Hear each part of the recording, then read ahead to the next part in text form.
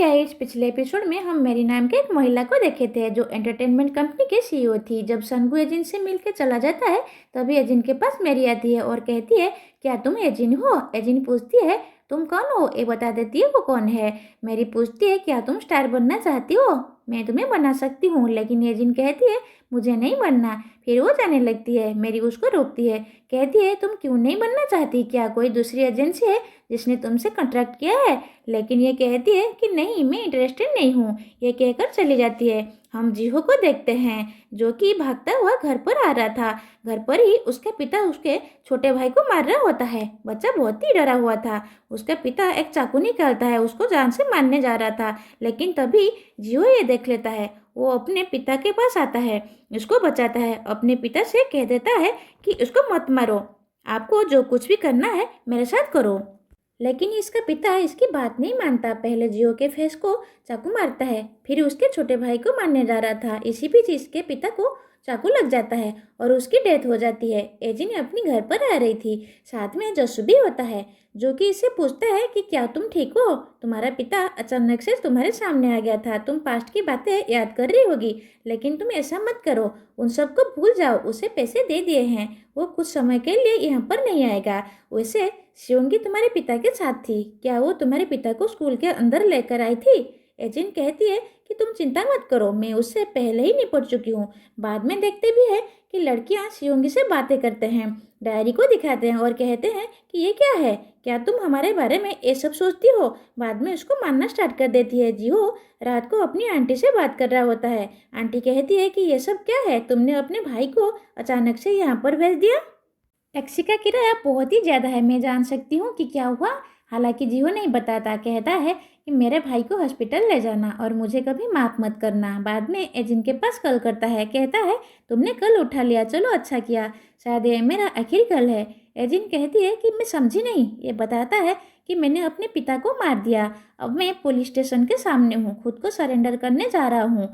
लेकिन एजेंट कहती है कि ऐसा मत करो, तुम्हें रोना चाहिए, गिड़गिड़ाना चाहिए, तुमने जो काम किया उसके लिए सॉरी होना चाहिए। जीहो कहता है कि तुम कुछ और ही हो, हालांकि मुझे नहीं पता तुम कंफर्ट दे रहे हो या फिर नहीं दे रहे हो, लेकिन इसके लिए थैंक यू।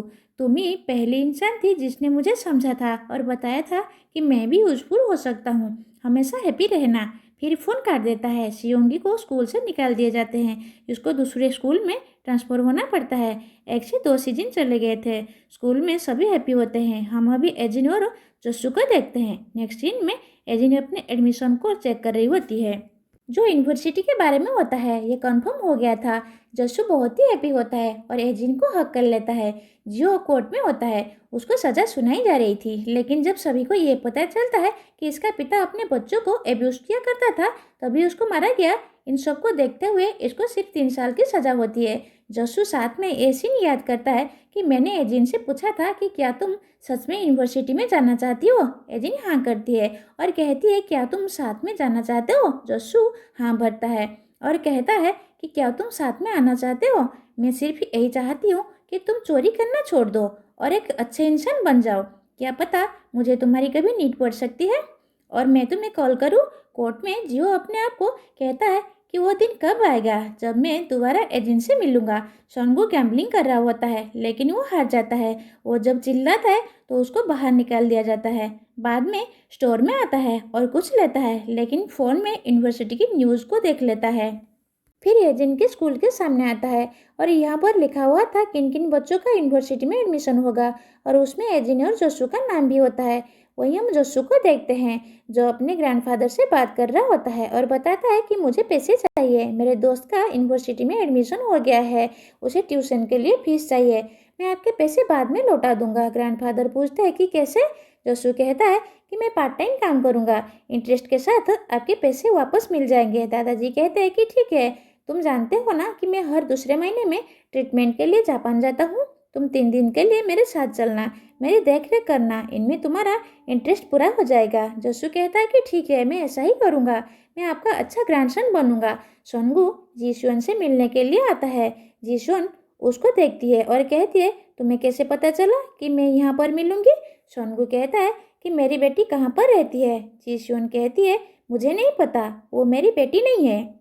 जब तुम जेल में थे तब हम साथ रहा करते थे, लेकिन वो भाग गई। सोनगू कहता है कि तुम्हारे बेटे को पता है कि वो कहाँ पर रहती है, लेकिन वो नहीं बताएगा। जीशुन कहती है कि मेरे बेटे से दूर रहना। सोनगू कहता है कि मुझे पता चला है कि तुम्हारे बेटे का यूनिवर्सिटी में एडमिशन हो गया है।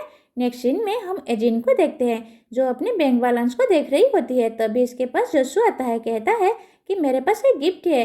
बाद में दिखाता भी है जो कि पैसे होते हैं। जस्सू कहता है कि मैं अपने ग्रैंडफादर के पास गया था, वो किसी को स्कॉलरशिप देना चाहते थे और मैंने तुम्हारे बारे में बताया और मुझे स्कॉलरशिप मिल गई। एजिन कहती है ठीक है, इसके बदले में वो क्या चाहते हैं? जस्सू कहता है कुछ खास नहीं, वो ट्रीटमेंट के लिए बाहर जाते हैं और मुझे उनके साथ जाना होगा ताकि मैं उनका सेवा कर सकूं। अब तुम्हें चिंता करने की कोई ज़रूरत नहीं है, सिर्फ अपने ड्रीम्स को फॉलो करो। एंड इसी के साथ आज का एपिसोड यहीं पर ख़त्म होता है।